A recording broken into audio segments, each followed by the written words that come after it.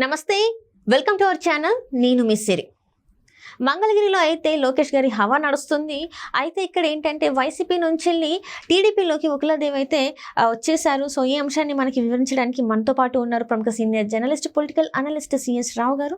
నమస్కారం సార్. నమస్తే సార్, ఇప్పుడు చూస్తుంటే ఉకులదేవి వైసీపీ నుంచి వెళ్ళి తెలుగుదేశం పార్టీలోకి వచ్చేసారు. అంటే ఇక్కడ చాలా మంది కూడా వైసీపీ నుంచి వెళ్ళి తెలుగుదేశం పార్టీకి, అంటే కూటమి వైపు, జనసేన వైపు, అండ్ కొంతమంది కూడా కాంగ్రెస్ వైపు వెళ్ళారు.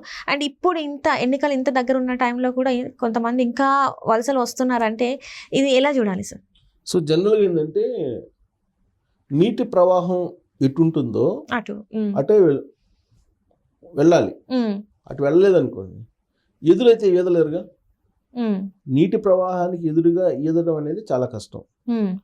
ఆ ఎదురుగా ఈదేటువంటి సాహసం చాలా తక్కువ మంది చేస్తారు, అసలు చెయ్యరు.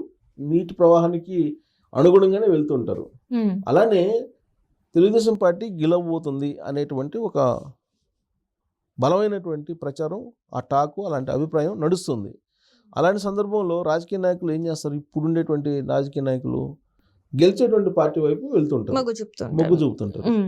ఆ క్రమంలో ఇప్పుడు మంగళగిరిలో చూస్తే ప్రత్యేకించి మంగళగిరిలో లోకేష్కి ప్రత్యర్థిగా ఎవరిని పెట్టాలి పోటీకి అనేది వైఎస్ఆర్ కాంగ్రెస్ పార్టీకి అసలు తొలి నుంచి అర్థం కావక కన్ఫ్యూజన్లో పడిపోయారు. దాదాపు చాలామందిని మార్చారు. లాస్ట్కి తెలుగుదేశం పార్టీలో ఉన్నటువంటి గంజి చిరంజీవి అనే అతన్ని కూడా వైఎస్ఆర్ కాంగ్రెస్ పార్టీలోకి తీసుకున్నారు. వైఎస్ఆర్ కాంగ్రెస్ పార్టీలో తీసుకుని అతన్ని మంగళగిరి వైఎస్ఆర్ కాంగ్రెస్ పార్టీ ఇన్ఛార్జిగా చేశారు. చేసి తర్వాత ఒక 20 రోజులకు, నెలకు సర్వేలు చేయించుకున్నారు.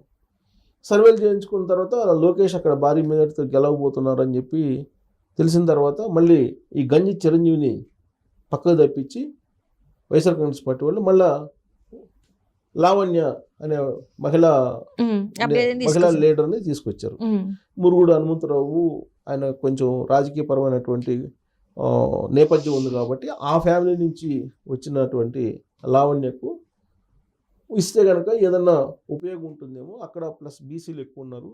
సో బీసీలు ఎక్కువ ఉన్నారు కాబట్టి ఆ సామాజిక ఈక్వేషన్లో వైఎస్ఆర్ కాంగ్రెస్ పార్టీ ఎంతో కొంత పోటీలు నిలబడగలదు అనేటువంటి ఉద్దేశంతో ఎటకేలకు లావణ్యకి ఖరారు చేశారు అభ్యర్థిత్వం. సరే, ఆవిడ నామినేషన్ వేశారు.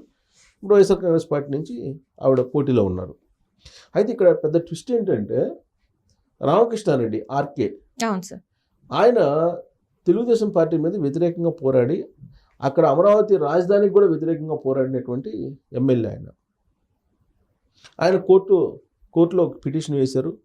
కోర్టులో పిటిషన్ వేసి చంద్రబాబు నాయుడు ప్రభుత్వం మీద, అప్పట్లో ఉన్న ప్రభుత్వం మీద ఆయన సుదీర్ఘకాలం పోరాడారు. ఇప్పుడు కూడా న్యాయస్థానాల్లో అటెండ్ అవుతున్నారు ఆయన.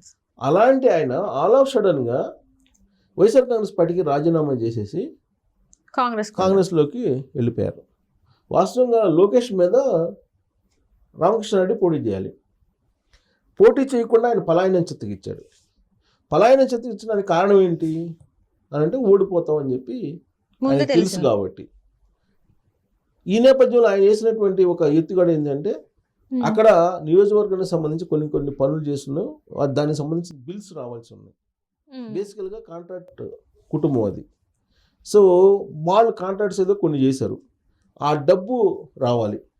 ఆ డబ్బు ఇవ్వని కారణంగా జగన్మోహన్ రెడ్డి నాయకత్వం, జగన్మోహన్ రెడ్డి